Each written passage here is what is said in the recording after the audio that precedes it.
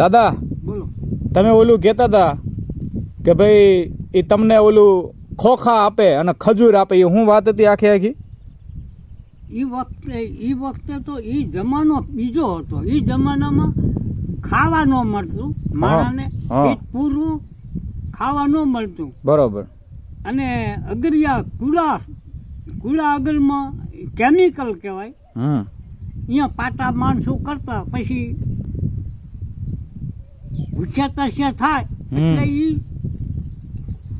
શેઠની ઓફિસ હતી.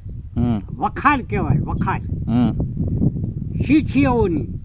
એ વખારે જાય એટલે ખોબા ભરીને ખોખા આપે, ખજૂર આપે, જાઓ તમારા બાળકને ખવડાવો.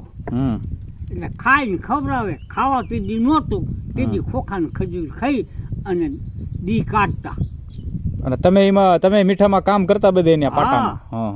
અમે ઈ અગરમાં પાટો કરેલો, કુડા અગરમાં. દાદા વડવાઈ. પછી બીજું પતંગ ચડાવેલી? પતંગ ઉડાડે? હા. પતંગ નહીં ઉડાડી. નહીં. ફટાકડા ફોડ્યા? હે? ફટાકડા ફોડ્યા? ફટાકડા ફોડ્યા. દિવાળી આવે એટલે ફટાકડા ફોડી રાતે રમતા હોય ને ચોકમાં ભગવાનના, એટલે ફટાકડા ફોડી.